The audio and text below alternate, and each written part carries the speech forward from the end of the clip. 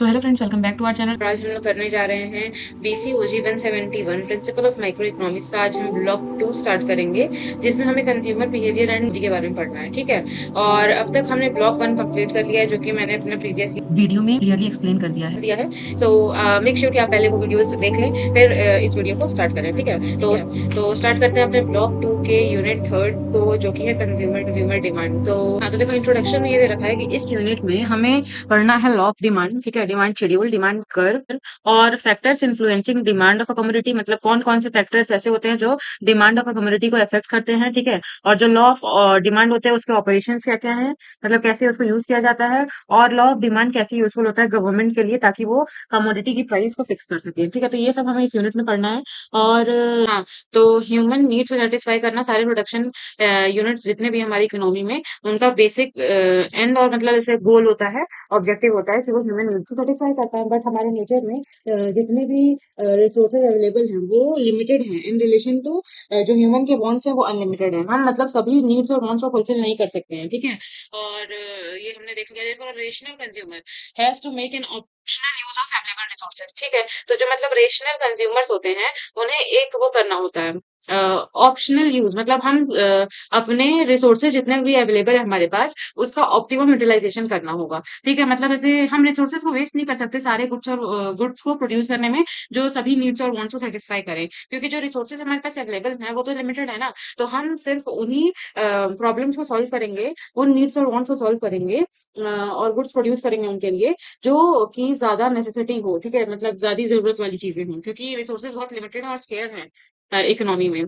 तो ये हमारे इंट्रोडक्शन में दिया हुआ था। अब चलते हैं अपने सेकंड टॉपिक पे, जो कि है कॉज एंड इफेक्ट रिलेशनशिप। ठीक है, हाँ, तो देखो कॉज एंड इफेक्ट रिलेशनशिप क्या है कि किसी भी इकोनॉमिक एनालिसिस का ये फाउंडेशन होता है, कॉज और इफेक्ट रिलेशनशिप। मतलब कोई चीज का कोई कॉज होता है कि मतलब ये चीज हुआ क्यों। ठीक है, और उसका जो इफेक्ट होता है, मतलब जैसे हुआ तो क्यों, ये तो समझ आ गया। बट अब जैसे हो गया है वो चीज, तो उसका कुछ असर भी तो होगा, उसका कुछ इफेक्ट भी तो होगा। तो वही कॉज एंड इफेक्ट रिलेशनशिप। तो किसी भी इकोनॉमिक एनालिसिस का cause and effect relationship foundation होता है। ठीक है, और इसे हम कैजुअल रिलेशनशिप भी कहते हैं। एग्जाम्पल ले लें, तो अगर हम ध्यान दें कि जब भी प्राइस बढ़ता है, ठीक है, प्राइस इंक्रीज होता है, तो डिमांड हमारा ऑटोमेटिकली डिक्रीज हो जाता है किसी भी कमोडिटी का। ये बेसिक सी बात है। अगर आप ध्यान दो, मान लो कोई भी चीज है, ठीक है, कोल्ड ड्रिंक ही ले लो। जो कोल्ड ड्रिंक 10 रुपए की पहले मिलती थी, तो आप उसका कंजम्पशन आप 2 यूनिट करते थे। ठीक है, 2 बोतल आप आराम से पी जाते थे। बट अगर इसी मतलब कोल्ड ड्रिंक का प्राइस इंक्रीज होकर 20 रुपीज पर बॉटल हो गया, तो आपकी कंजम्पशन कम हो जाएगी। आप पहले 2 बोतल प्रेफर करते थे, अब 1 बोतल में ही आपको मतलब आपने अपनी डिमांड कम कर देनी है। क्यों? क्योंकि प्राइस बढ़ गया है। ठीक है, देखो if the price of community falls, अगर प्राइस कम होती है, ठीक है, इसी का अपोजिट देख लें, अगर प्राइस बढ़ी तो हमने डिमांड कम कर दी, और प्राइस कम होगी, अगर वही 10 रुपए की कोल्ड ड्रिंक 5 रुपए में मिलने लग जाए, तो जहां आप 2 बोतल पीते थे वहां आप 5 बोतल कोल्ड ड्रिंक कंज्यूम कर जाएंगे। तो वही वही बात है। देखो प्राइस बढ़ रही थी तो डिमांड घट रही थी, और जब प्राइस घटेगी तो डिमांड बढ़ेगी। तो इसे हम इनवर्स रिलेशनशिप कहते हैं। ठीक है, between price of a community और उस कम्युनिटी की क्वांटिटी डिमांडेड। ठीक है, हाँ, इसको हम ऐसे भी लिखते हैं। वन सेकेंड, प्राइस जो है वो इनवर्सली, रिवर्स रिलेशन प्राइस के साथ 1 नीचे आ जाएगा डिमांड। ठीक है, इस ये जो हमने अभी सिनेरियो 1 पढ़ा या केस 1 पढ़ा, और यहाँ जो हमने केस 2 पढ़ा, ठीक है, ये जो हमने केस 2 पढ़ा, हाँ, ये दोनों को हम ऐसे भी डिनोट कर सकते हैं कि प्राइस जो है वो इनवर्सली प्रोपोर्शनल है किसके, डिमांड के। प्राइस बढ़ेगा तो डिमांड कम होगा, प्राइस कम होगा तो डिमांड बढ़ेगा। तो इतना ही कॉज एंड इफेक्ट रिलेशनशिप में दे रखा है। अब जैसे एक चीज और समझने वाली है, जैसे इनवर्स रिलेशनशिप है तो प्राइस और कमोडिटी मतलब क्वांटिटी डिमांडेड के बीच में। ठीक है, कि जैसे अगर क्वांटिटी डिमांड बढ़ेगा, तो क्या हम ऐसा भी कह सकते हैं कि प्राइस कम हुआ होगा? ये हम कभी नहीं कहेंगे। देखो ये चीज हमें ध्यान देनी है कि यहाँ हम प्राइस से डिमांड को कंपेयर कर रहे हैं, है ना? प्राइस बढ़ेगी या प्राइस डिमांड में चेंज आने से हम प्राइस का अनुमान नहीं लगा सकते हैं। ये हमारा एक कह लो assumption है, या फिर एक चीज इंपॉर्टेंट है जो हमें ध्यान रखनी है यहाँ। जैसे यहाँ एग्जांपल दे रखा है एक, कि अगर हमने हाई हील शूज पहनी है तो हम लंबे दिखेंगे। बट ऐसा तो नहीं है ना कि अगर हम लंबे हैं तो हमने हाई हील शूज पहन ही रखी होंगी। कुछ लोगों का जेनेटिकली हाइट लंबी होती है ना। तो वही बात है, अगर बारिश तेज होगी तो जो लो लाइंग एरियाज हैं वो फ्लडेड हो जाएंगे, मतलब वहां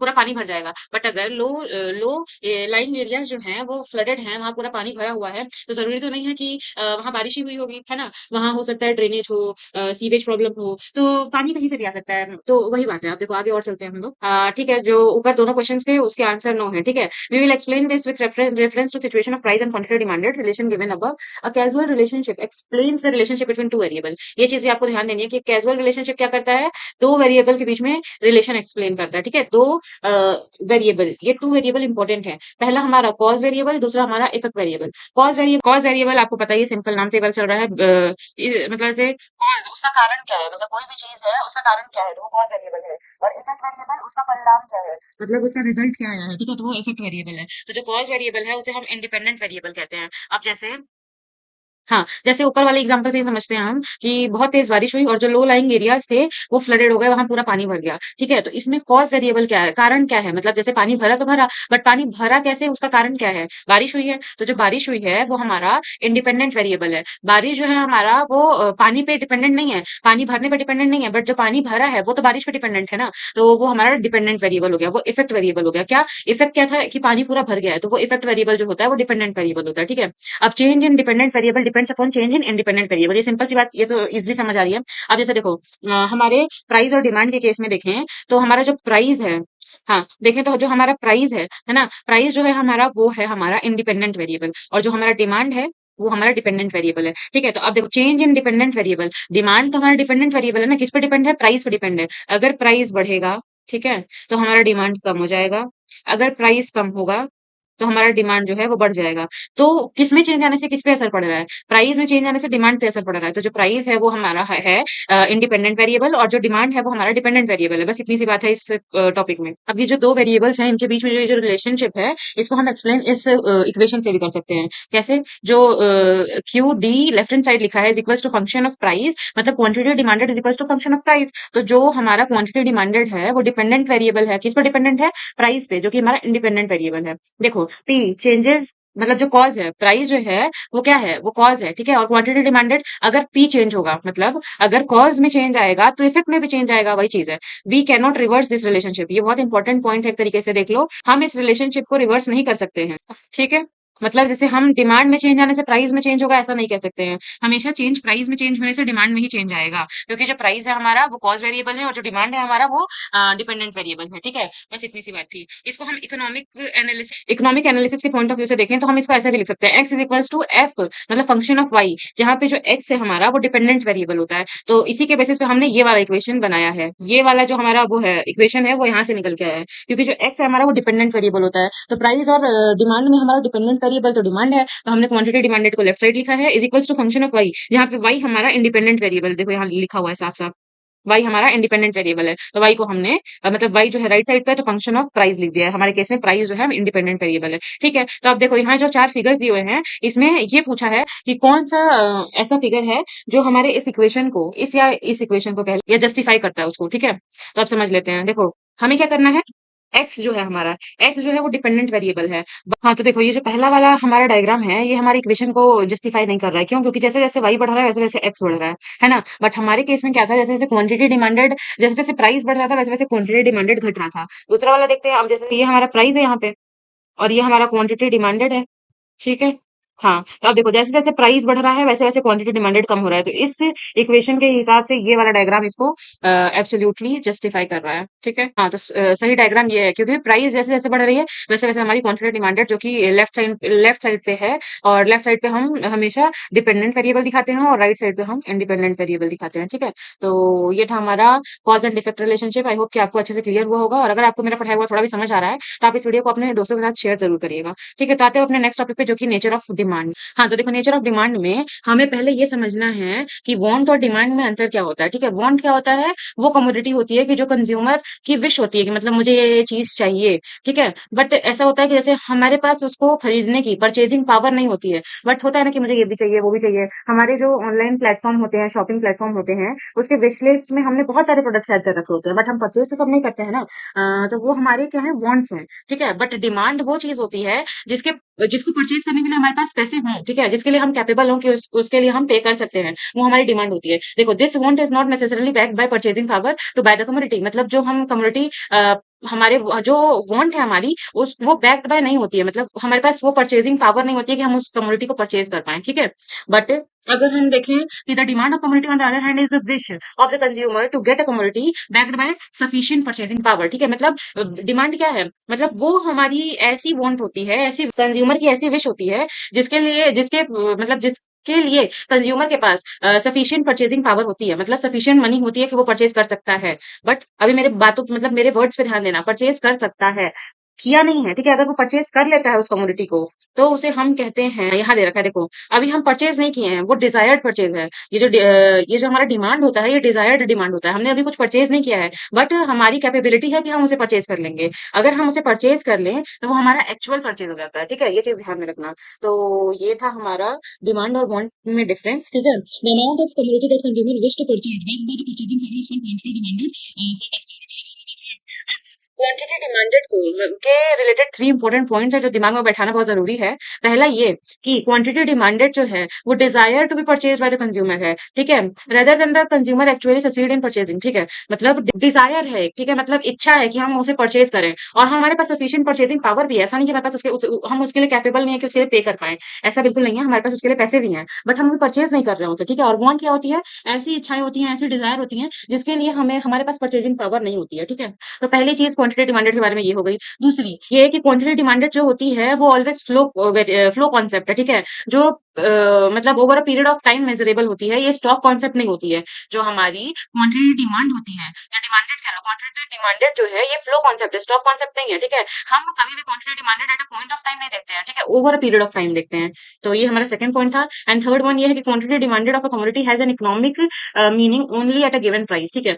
मतलब ऐसे इकोनॉमिक मीनिंग किसी भी स्टेटमेंट या सेंटेंस को तभी मिलता है जब उसको हम मॉनेटरी टर्म्स में लिखते हैं, ठीक है। ऐसे उसकी कोई वैल्यू नहीं होती, वो यूजलेस होता है। तो वैसे ही देखा जाए तो थर्ड पॉइंट ये है कि क्वांटिटी डिमांडेड तभी मीनिंगफुल और वैल्यूएबल होगा जब उसे मतलब गिवन प्राइस, मतलब प्राइस, मतलब उसकी कोई वैल्यू हो, प्राइस मॉनेटरी टर्म्स में, ठीक है। जैसे एग्जांपल ले लेते हैं, जैसे quantity demanded of oranges is 10 units over a week has no meaning, ठीक है। अगर जैसे एक स्टेटमेंट है कि quantity demanded of oranges is 10 units, ठीक है। तो 10 यूनिट्स, तो ये जो स्टेटमेंट है, ठीक है, इसका कोई वैल्यू नहीं है। क्यों? क्योंकि इसमें कोई प्राइस मतलब कुछ मॉनेटरी टर्म्स में था ही नहीं, ठीक है। 10 यूनिट तो है, बट कितने रुपए दर्जन है, क्या है, अभी कुछ क्लियरिफाई नहीं हुआ है। बट अगर इन शॉर्ट हम इसको ऐसे कहें कि the demand for oranges is equals to 10 units per week at price of ₹12 per दर्जन, तो इसका पूरा मतलब निकलता है। और ऐसे सेंटेंसेस ही हमारे इकोनॉमिक्स में वैल्यूएबल होते हैं, ठीक है। तो ये 3 पॉइंट्स थे जो क्वांटिटी डिमांडेड के बारे में मतलब से रिलेटेड और इम्पोर्टेंट पॉइंट्स थे जो हमें ध्यान में रखने हैं। अब आते हैं हम डिफरेंट कॉन्सेप्ट्स ऑफ डिमांड पे, ठीक है। अब देखो इसमें 3 टाइप्स ऑफ डिमांड दे रखे हैं, price demand, income demand, cross demand. Price demand वो डिमांड होती है, मतलब refers to different quantities of commodity that will be bought per unit of time in a market at different level of price, ठीक है। मतलब जैसे जैसे जैसे प्राइस चेंज हो रही है, तो कितनी unit of commodity purchase consumer purchase कर रहा है उस कमोडिटी की, वो हमारी होती है प्राइस डिमांड। प्राइस डिमांड मतलब इसमें मेन चीज क्या है, eight different level of price, eight different level of price पे कितनी क्वांटिटी एक कंज्यूमर डिमांड करता है। मतलब जैसे प्राइस चेंज हो रही है, अगर कभी 5 रुपए है, ठीक है, कभी 10 रुपए है, कभी 15 रुपए है। तो जब 5 रुपए थी तो वो 10 यूनिट परचेज करता था किसी भी कमोडिटी की, ठीक है। जब 10 रुपए हुई तो उसने 8 कर दिया, और जब वही उस कमोडिटी की प्राइस 15 रुपए हो गई तो उसने इसको रिड्यूस करके 4 यूनिट्स कर दिया, ठीक है। तो ये मैं एक सिंगल कंज्यूमर की बात नहीं कर रही हूँ, यहाँ हम पूरे होल मार्केट को लेंगे, ठीक है। हम यहाँ पूरे मार्केट को कंसीडर करेंगे, तो वो हमारा प्राइस डिमांड होती है। मतलब डिफरेंट लेवल ऑफ प्राइस पे डिफरेंट क्वांटिटी डिमांडेड जो एक कंज्यूमर डिमांड कर रहा है, उसे हम प्राइस डिमांड कहते हैं। अब यहाँ पे हमने देखा कि प्राइस की वजह से हमारा जो क्वांटिटी डिमांड में चेंज आ रहा है वो प्राइस डिमांड हुआ। तो इनकम डिमांड क्या है, eight different level of money income, ठीक है। Different level of money income पे कंज्यूमर कितनी क्वांटिटी डिमांड करता है किसी कमोडिटी की, वो होती है हमारी इनकम डिमांड, ठीक है। क्रॉस डिमांड क्या होती है, cross demand refers to the different quantity of a commodity which will be bought as a result of change in the price of related goods. जब भी हमारी रिलेटेड गुड्स की price में चेंज होने से हमारी क्वांटिटी डिमांड में जो असर दिखता है, उसे हम क्रॉस डिमांड कहते हैं। अब रिलेटेड गुड्स क्या होते हैं, रिलेटेड गुड्स हमारे दो होते हैं, ठीक है। एक होता है हमारा कॉम्प्लीमेंट्री गुड, ठीक, और दूसरा होता है सब्स्टिट्यूट गुड्स। तो कॉम्प्लीमेंट गुड्स वो गुड्स होती हैं जो एक दूसरे की पूरक होती हैं, ठीक है। पूरक मीन्स समझ रहे होगे आप लोग, देखो यहाँ एग्जांपल भी दे रखा है कॉम्प्लीमेंट्री गुड का, मोबाइल फोन और सिम कार्ड। अब देखो, अगर मोबाइल नहीं है, ठीक है, जहाँ मोबाइल नहीं है वहां सिम कार्ड की क्या जरूरत है, और जहाँ सिर्फ सिम कार्ड है वहां फिर मतलब उस सिम कार्ड की भी क्या ही वैल्यू है बिना मोबाइल फोन के। तो ये दोनों एक दूसरे के पूरक हैं। तो ऐसे गुड्स को हम कॉम्प्लीमेंट्री गुड्स कहते हैं। और जब कभी भी प्राइस ऑफ कॉम्प्लीमेंट्री गुड्स या फिर सब्स्टिट्यूट गुड्स में चेंज आने से क्वांटिटी डिमांड में जो चेंज आती है उसे हम क्रॉस डिमांड कहते हैं। ठीक है। अब सब्स्टिट्यूट गुड्स क्या होती है, जैसे हम कहते हैं ना ये नहीं तो वो।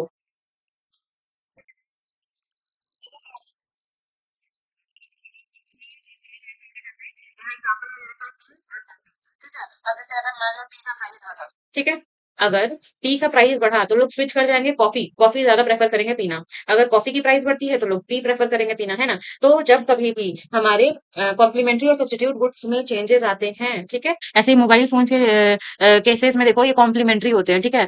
तो अगर मोबाइल फोन्स के प्राइस बढ़ जाएंगे तो सिम कार्ड्स की डिमांड कम हो जाएगी। ठीक है। तो ये हमारा क्रॉस डिमांड होता है कि जैसे प्राइस ऑफ रिलेटेड गुड्स में चेंज आने से जो हमारी क्वांटिटी डिमांड पे असर आती है उसे हम क्रॉस डिमांड कहते हैं। ठीक है।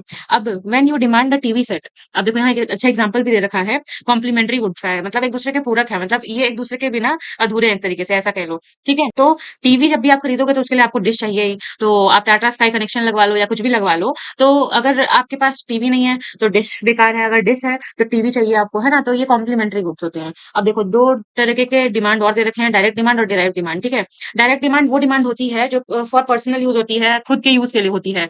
ठीक है। और इसे हम ऑटोनॉमस डिमांड भी कहते हैं। ठीक है। जैसे एग्जांपल ले लो, हमने कोई शर्ट खरीदा, जीन्स खरीदा, डीवीडी प्लेयर प्लेयर खरीदा, सीडी खरीदा, तो ये हमारे पर्सनल यूज के लिए होती है, हमारे ओन यूज के लिए होती है, तो इसे हम डायरेक्ट डिमांड कहते हैं। एक होती है डायरेक्ट डिराइव्ड डिमांड, मतलब जैसे मान लो सॉफ्टवेयर इंजीनियर की डिमांड कब होती है, जब कोई सॉफ्टवेयर सोल्यूशन चाहिए होती है या सॉफ्टवेयर रिलेटेड इशू आती है, तब सॉफ्टवेयर इंजीनियर की डिमांड होती है। तो सॉफ्टवेयर इंजीनियर की डिमांड कहाँ से निकल के आई कि हमें किसी चीज सॉफ्टवेयर से रिलेटेड कोई सोल्यूशन चाहिए था, तो वहां से निकल के डिराइव होके आई है। ठीक है। तो इसे डिराइव डिमांड कहते हैं। Thus, derived demand arises from the demand for the product that factors services helps to produce। ठीक है। यहाँ क्या हो रहा है, ये निकल के आ रही है, डिमांड कहाँ से निकल के आ रही है, demand for the products that factor services helps to produce, मतलब जो हेल्प कर रहे हैं प्रोड्यूस करने में उनके मतलब फैक्टर सर्विसेज से निकल के आ रही है जो डिमांड, उसे हम डिराइव डिमांड कहते हैं। ठीक है। अब देखो एक्सेंट्री डिमांड वो डिमांड होती है, वो डिजायर होती है हमारी कि जैसे हमने पर्सनल हेलीकॉप्टर परचेज करनी है मान लो, ठीक है, और हमारे पास उतने पैसे भी नहीं है कि हम उसे खरीद पाए, तो हमारे इस डिजायर से किसी को कुछ असर नहीं पड़ेगा और ना ही इस पे कोई रिएक्ट करेगा कुछ। ठीक है। बट अगर हम वही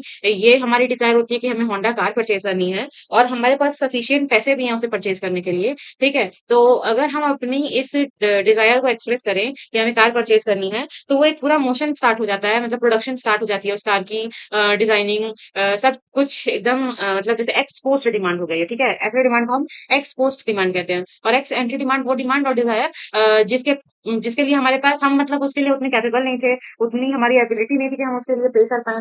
बट एक्स पोस्ट डिमांड में जो हमारी डिमांड होती है, हम उसके लिए कैपेबल होते हैं कि हम उसे आराम से पे कर सकें उसके लिए। ठीक है। अब जॉइंट डिमांड और कंपोजिट डिमांड क्या होती है ये भी देखिए। जॉइंट डिमांड फॉर टू और more community arises when all of them are required in single use. अब जैसे यहाँ देखो मोबाइल फोन, ठीक है, मोबाइल फोन में हमारा सिम कार्ड भी यूज होता है, बैटरी भी यूज होता है, फोन पूरा फोन का सेट होता है, चार्जर वगैरह ये सब यूज होता है। बट अगर जैसे इनका सिंगल यूज देखा जाए, जैसे मोबाइल फोन को छोड़ो भाड़ में जाए, सिर्फ सिम कार्ड का यूज देखें तो ज्यादा यूज का नहीं होता, खाली बैटरी ले लें तो क्या ही करोगे बैटरी का, और सिर्फ चार्जर रखोगे वो भी किसी काम का नहीं है। जॉइंट डिमांड मतलब ऐसे दो और दो से ज्यादा कम्युनिटीज जो साथ में मिलकर यूज हो पाते हैं। जॉइंट डिमांड मतलब जिनकी डिमांड साथ में मिलकर आती है। ठीक है। जैसे मोबाइल फोन में ये सारी कम्युनिटी की डिमांड आती है। ठीक है। और one without other is of little use, मतलब एक प्रोडक्ट बाकी प्रोडक्ट से अलग लेके अगर तुम यूज करोगे तो वो बहुत कम काम का ही होगा। ठीक है। मतलब ज्यादा यूज का नहीं होगा हमारे। तो demand of phone set, sim card and battery are and charger together, तो डिमांड इन सबकी एक साथ जो होती है वो जॉइंट डिमांड होती है। This kind of demand arises when a single community can be put to two और more users, it is also known as composite demand. अब जैसे हम एक सिंगल कम्युनिटी को जब कई चीजों में यूज करते हैं, ठीक है, तो उससे हमारी कंपोजिट डिमांड निकल के आती है। जैसे स्टील है, ठीक है, स्टील से क्या क्या बनता है, स्कूटर बनता है, कार बनती है, ठीक है, ट्रक्स बनती है। तो स्टील का यूज करके, स्टील एक सिंगल कम्युनिटी है, इसका टू और मोर यूज किया, मल्टीपल यूज किया, तो उसे हम कंपोजिट डिमांड कहते हैं। ठीक है। एग्जांपल क्या है देखो, availability of steel in economy can be used in production of trucks, car, scooter, refrigerator etcetera. तो ये थी हमारे टाइप्स ऑफ डिमांड के अलग तरीके से, price demand, income demand, cross demand, फिर direct demand, derive demand, joint demand, composite demand. हमने इतने टाइप्स ऑफ डिमांड पढ़ लिए। अब एक टॉपिक और हम इस वीडियो में कवर करेंगे जो कि हमारा डिटर्मिनेंट्स ऑफ डिमांड। ठीक है। डिटर्मिनेंट्स ऑफ डिमांड बेसिकली कह लो तो factors affecting demand demand of a commodity को ही हम कहते हैं डिटर्मिनेंट्स ऑफ डिमांड। मतलब कौन कौन से ऐसे फैक्टर्स होते हैं जो एक डिमांड पे असर डालते हैं, डिमांड ऑफ अ कमोडिटी पे। तो ये वो फैक्टर्स यहाँ पे दिए गए हैं, आप ध्यान से देख सकते हो। ये 4 फैक्टर्स हैं जो एक कंज्यूमर के पॉइंट ऑफ व्यू से दिया गया है, सिंगल कंज्यूमर, ठीक है, इंडिविजुअल कंज्यूमर के पॉइंट ऑफ व्यू से ये 4 फैक्टर्स हैं जो कि डिमांड को अफेक्ट करती है, ठीक है। Price of commodity, price of related goods, income of the consumer और taste of the consumer. Price of commodity आप समझ ही रहे हो। देखो मैं आपको बेसिक बेसिक ऊपर ऊपर बता दे रही हूँ, आप एक बार रीड कर लोगे आपका कॉन्सेप्ट क्लियर हो जाएगा और आप आराम से एग्जाम में लिख सकते हो इस टॉपिक को, ठीक। अब देखो एक इंडिविजुअल के पॉइंट ऑफ व्यू से हम देखा तो ये 4 फैक्टर्स हैं जो अफेक्ट करते हैं। इन्हीं फैक्टर्स के सेट को हम क्या कहते हैं, डिमांड फंक्शन कहते हैं। Demand function is an expression in which dependent variable is shown age dependent on independent variable, ठीक है। जो हमारा डिपेंडेंट वेरिएबल है, ठीक है, उसे हम दिखाते हैं कि वो डिपेंडेंट है किसमें, इंडिपेंडेंट वेरिएबल पे। ये हमारा डिमांड फंक्शन होता है। अब इन्हीं चीजों को हमने सिंबल से रिप्रेजेंट किया है। प्राइस ऑफ कमोडिटी को पी ऑफ एक्स ले लो, प्राइस ऑफ रिलेटेड गुड्स को एल एम एन जेड तक लेके गया है, ठीक है। तो ये प्राइस ऑफ रिलेटेड गुड्स हो गए यहाँ तक। आई से रिप्रेजेंट नहीं करते हैं, वाई से रिप्रेजेंट करते हैं, ठीक है। और टेस्ट ऑफ कंज्यूमर को टी से रिप्रेजेंट किया गया है, तो उससे एक हमारा यहाँ पे इक्वेशन बन के आ गया, ठीक है, एक्सप्रेशन बन के आ गया कह लो, ठीक है। मतलब जैसे जब हम ये पढ़ेंगे तो हमें ये चीज ध्यान देना है, जैसे अगर हम एक एक चीज पे चलेंगे, ठीक है, जैसे इंडिविजुअल डिमांड का है, जब हम पहला टॉपिक पढ़ेंगे तो हमें ये चीज याद रखना है कि बाकी तीनों चीजें कांस्टेंट होंगी, उनमें कोई चेंज नहीं आएगा, ठीक है। देखो यहाँ लिख रखा है, normally what we do is allow one of the factor to change on the assumption that all other factors remains unchanged, or as an economist will state it by using the term ceteris paribus, ठीक है। Economics में हम ceteris paribus भी कहते हैं कि जब हम किसी एक टॉपिक को पढ़ रहे हैं, एक टॉपिक को नहीं, जैसे डिटर्मिनेंट्स ऑफ डिमांड, ये जो फैक्टर्स हैं, जब इसमें हम पहले फैक्टर को पढ़ेंगे तो बाकी 3 फैक्टर कांस्टेंट होंगे, जब दूसरे को पढ़ेंगे तो पहला तीसरा चौथा कांस्टेंट होगा, तीसरे को पढ़ोगे तो पहला दूसरा चौथा कांस्टेंट होगा, चौथे को पढ़ोगे तो पहले 3 कांस्टेंट होंगे, ठीक है। मतलब सिर्फ जो पॉइंट हम पढ़ रहे हैं, जो फैक्टर पढ़ रहे हैं, उसी में चेंज होगा, बाकी फैक्टर्स कांस्टेंट होंगे, उसमें अदर थिंग्स रिमेनिंग इक्वल कह लो, हर चीज इक्वल होगी, कोई भी चेंजेस नहीं अलाउ किए जाएंगे, तो इसे हम सिट्रिक पैराबिस भी कहते हैं, ठीक है। अब देखो अब यहाँ पूरे डिटेल में एक्सप्लेन किया गया है, वेट फॉर अ सेकंड, हाँ अब एकदम यहाँ डिटेल में बताया गया है, बट हमें इजिली समझना है, ठीक है। तो प्राइस ऑफ कम्युनिटी को में बस इतना ही दिया गया है कि जो हमने ऊपर पढ़ा था कि प्राइस जो होती है वो हमारी इनवर्सली प्रोपोर्शनल होती है किसके, डिमांड के। बस उतना सही चीज यहाँ पे इतने बड़े में लिखा है कि जब भी प्राइस बढ़ेगी तो डिमांड जो होती है उस कम्युनिटी की घट जाएगी, और जब प्राइस कम होगी तो डिमांड बढ़ जाएगी, बस इतनी सी बात है, ठीक है। और बाकी फैक्टर जब प्राइस में चेंजेस हो रहे होंगे तो price of related goods, income of consumer और टेस्ट और प्रेफरेंस सब कांस्टेंट रहेगा, ठीक है, इसमें चेंजेस नहीं होंगे। Size of the consumer income, ठीक है।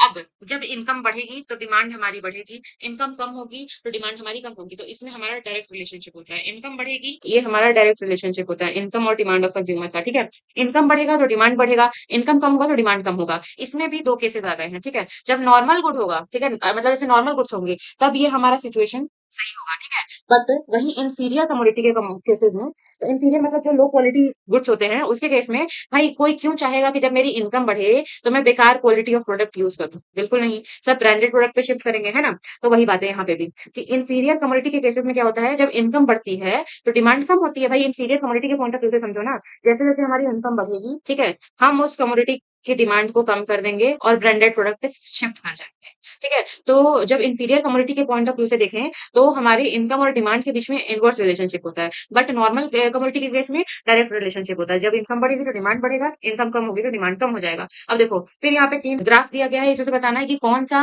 फिगर हमारे income demand for inferior goods के लिए ठीक है। तो देखो यहाँ पे देखो इनकम वाई, वाई हमारा इनकम को डिनोट करता है, तो जैसे जैसे इनकम बढ़ रहा है इंफीरियर कमोडिटी का डिमांड बढ़ रहा है, मतलब घट रहा है, ठीक है, आगे शिफ्ट हो रही है तो डिमांड घट रही है, तो इसलिए डाउनवर्ड स्लोपिंग है। तो ये वाला डायग्राम बिल्कुल परफेक्ट है, ठीक है। प्राइस ऑफ अदर गुड्स में वही चीजें आती हैं, कॉम्प्लीमेंट्री और सब्स्टिट्यूट गुड्स वाली बात, ठीक है। हमने ऊपर देखा ही था, कॉम्प्लीमेंट्री गुड्स में हमारी वो गुड्स आ जाते हैं जो एक दूसरे के पूरक होते हैं, जैसे मोबाइल, सिम, बैटरी, चार्जर, ये कॉम्प्लीमेंट्री गुड्स हैं। और कोई भी मतलब जैसे ये सब गुड्स सिंगल कोई भी गुड्स उठा लोगे इसमें से तो वो ज्यादा काम के नहीं होते हैं। सब्स्टिट्यूट गुड्स ऐसे गुड्स होते हैं जो मतलब जिसके बजाय हम दूसरा ऑप्शन प्रेफर करते हैं, ठीक है, तो वो होते हैं सब्स्टिट्यूट गुड्स, जैसे टी और कॉफी, है ना, वो सब्स्टिट्यूट गुड्स होती हैं। अब जैसे यहाँ पे हमारा दे रखा है, हाँ, तो कॉम्प्लीमेंट्री गुड्स में जो हमने पढ़ा था कि अगर मोबाइल फोन का रेट बढ़ जाएगा तो सिम कार्ड का डिमांड खुद ब खुद घट जाएगा। वही जब ज्यादा लोगों के पास मोबाइल रहेगा ही नहीं तो सिम का करेंगे क्या लोग, है ना। तो वैसे ही सब्स्टिट्यूट गुड्स में हमने देखा था कि जैसे अगर चाय महंगी हो गई, अगर टी का प्राइस बढ़ गया, ठीक है, तो डिमांड बढ़ जाएगा हमारे कॉफी का, ठीक है, तो यहाँ डायरेक्ट रिलेशनशिप हुआ, ठीक है।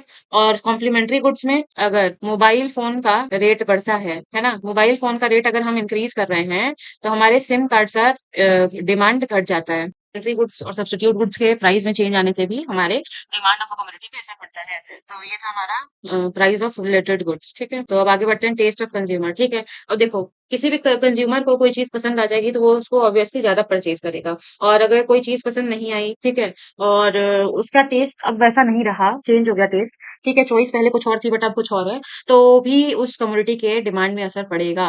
पहले अगर हमारी चॉइस उसके फेवरेबल थी उस प्रोडक्ट के, अगर मुझे अम्ब्रेला पहले बहुत अच्छा लगता था तो मैं अम्ब्रेला का डिमांड ज्यादा रखूंगी, ठीक है, बट अब मुझे अम्ब्रेला पसंद नहीं है, अब मुझे रेनकोट अच्छा लगता है। अब हम रेनकोट की डिमांड को बढ़ा देंगे और अम्ब्रेला की डिमांड को कम कर देंगे। तो वही है, टेस्ट ऑफ कंज्यूमर से भी डिमांड ऑफ कमोडिटी पे असर पड़ता है, ठीक है। तो ये थे हमारे 4 पॉइंट जो इंडिविजुअल कंज्यूमर के पॉइंट ऑफ व्यू से हमने देखे। अब देखते हैं determinants of demand for a market. अब होल मार्केट के पॉइंट ऑफ व्यू से अगर हम देखें, ठीक है, तो उसमें एक सिंगल इंडिविजुअल नहीं आता है, एक पूरे मार्केट में ग्रुप, मतलब नंबर ऑफ हमारे कंज्यूमर्स आते हैं, ठीक है, बहुत सारे कंज्यूमर्स आते हैं। हाँ, तो ये हमारा पूरा एक मार्केट है, इसमें नंबर ऑफ जितने कंज्यूमर्स हैं उनके हम डिमांड की बात कर रहे हैं यहाँ, ठीक है। तो ऊपर हमने जो देखा 4 फैक्टर्स, कौन-कौन से, price of commodity, price of related goods, income of consumer and taste of the consumer. तो ये 4 फैक्टर्स एक इंडिविजुअल मतलब कंज्यूमर के पॉइंट ऑफ व्यू से थे जो उसके डिमांड को अफेक्ट करते हैं। अब मार्केट के पॉइंट ऑफ व्यू से देखें तो उसमें 2 एडिशनल फैक्टर्स ऐड हो जाते हैं, एक साइज ऑफ पॉपुलेशन, एक दूसरा इनकम डिस्ट्रीब्यूशन। तो सिंपल सी बात ये है, ज़ाहिर-सी बात ये है कि जैसे-जैसे पॉपुलेशन बढ़ रही है तो उनकी डिमांड भी बढ़ेगी। ये तो भाई सबके जो बेसिक नीड्स हैं, ज़रूरतें हैं, कुछ ना कुछ तो होंगे ही, भले वो पानी हो, चावल हो, आटा हो, रोटी हो, सब्जी हो, तो किसी न किसी चीज़ों की, मतलब जैसे रोटी, कपड़ा, घर, मकान, तो डिमांड तो है ना भाई। जैसे-जैसे पॉपुलेशन बढ़ रही है वैसे-वैसे डिमांड बढ़ रहा है, पॉपुलेशन घट रहा है, डिमांड घट रहा है। तो पॉपुलेशन और हमारे डिमांड के बीच में भी डायरेक्ट रिलेशनशिप है, ठीक है। पॉपुलेशन बढ़ेगा, डिमांड बढ़ेगा, पॉपुलेशन घटेगा, डिमांड घटेगा, ठीक है। अब इनकम डिस्ट्रीब्यूशन देख लें तो भाई ये तो आप सबको पता है कि इंडिया में ही ले लें तो इनकम डिस्ट्रीब्यूशन जो है वो इक्वल नहीं है, अनइक्वल है, ठीक है। अमीरों के पास ज़्यादा पैसा है, गरीबों के पास कम पैसा है। तो भाई ऑब्वियस सी बात है, जिनके पास जैसे ज़्यादा पैसे हैं उनकी डिमांड ज़्यादा होगी, जिनके पास इनकम कम है, ठीक है, उनकी डिमांड कम होगी। तो जहाँ पे, हाँ, तो देखो, जहाँ पे इक्वल इनकम डिस्ट्रीब्यूशन होगा, ठीक है, वहाँ पे हमारा डिमांड ज़्यादा आएगा, ठीक है, और जहाँ पे हमारी अनइक्वल इनकम डिस्ट्रीब्यूशन होगी, वहाँ पे हमारा डिमांड कम होगा, ठीक है। जिस देश में अनइक्वल इनकम डिस्ट्रीब्यूशन होगा, जिस स्टेट में होगा, या जिस मार्केट, हाँ, उस मार्केट की बात कर लेते हैं, मार्केट के पॉइंट ऑफ व्यू से देख रहे हैं हम लोग। तो मार्केट के पॉइंट ऑफ व्यू से देखें तो उस मार्केट में जहाँ अनइक्वल इनकम डिस्ट्रीब्यूशन होगा वहाँ डिमांड कम होगी, ठीक है, बट जहाँ पे इक्वल डिस्ट्रीब्यूशन ऑफ इनकम होगा वहाँ डिमांड हमारी ज्यादा होगी। तो अब देखो, समराइज्ड फॉर्म में देखें तो हमने यहाँ पे ये 4 पॉइंट इंडिविजुअल वाले में ही पढ़ा था, ठीक है, ये 4 इंडिविजुअल कंज्यूमर के में ही पढ़ा था, ठीक। और ये पूरा जब ले लें हम तो ये हमारा हो जाता है demand, determinant of demand for a market, पूरे मार्केट का है, ठीक है। हमारे 6 पॉइंट्स हैं, इसमें 2 ये बढ़ गए हैं, साइज ऑफ पॉपुलेशन और इनकम डिस्ट्रीब्यूशन, ठीक है। हाँ, अब देखो इसके लिए इक्वेशन है हमारा यहाँ पे MDX, मतलब market demand of commodity X is equals to function of price of commodity X. Price of related goods के लिए यहाँ PL, PM, PN से PZ तक गया है, ठीक है। तो प्राइस ऑफ रिलेटेड गुड्स इतना हो गया, Y है हमारा इनकम ऑफ कंज्यूमर, T है हमारा taste and preference of consumer, N से हो जाएगा हमारा नंबर ऑफ पॉपुलेशन, ठीक है, और Y से हो जाएगा इनकम डिस्ट्रीब्यूशन, ठीक है। तो ये था हमारा डिटर्मिनेंट ऑफ डिमांड, हमने पढ़ लिया, 2 पॉइंट ऑफ व्यू से पढ़ा। एक पढ़ा हमने इंडिविजुअल कंज्यूमर के पॉइंट ऑफ व्यू से, एक पढ़ा हमने मार्केट के पॉइंट ऑफ व्यू से। इसमें हमें 4 फैक्टर्स पढ़े, ठीक है, और इसमें हमने 6 फैक्टर्स पढ़े, ठीक है। तो अब तक इस वीडियो के लिए हम इतना ही रखते हैं, क्योंकि अब ज़्यादा ले चलेंगे तो और लंबा हो जाएगा। अब अगले टॉपिक्स को हम कंटिन्यू करेंगे नेक्स्ट वीडियो में, और ट्राई करेंगे कि नेक्स्ट पार्ट में हम इस यूनिट को कंप्लीट कर लें, ठीक है। अब हमारा रहता है लॉ ऑफ डिमांड बचा है, चेंज इन क्वांटिटी डिमांड और डिमांड रह गया है, और एप्लीकेशन ऑफ डिमांड रह गया है, और ये भी रह गया है। 4 टॉपिक्स रह गए हैं जो हम अपने अगले वीडियो में कंटिन्यू करेंगे। सो अगर आपको मेरा पढ़ाया हुआ थोड़ा भी अच्छा लगा तो आप इस वीडियो को लाइक करें, ज़्यादा से लोगों तक शेयर करें, और अगर हमारे साथ आगे ऐसे ही फर्दर पढ़ते रहने के लिए हमारे चैनल को आप सब्सक्राइब कर सकते हैं। थैंक्स फॉर वॉचिंग, मिलते हैं नेक्स्ट वीडियो में, तब तक के लिए बाय बाय, टेक केयर।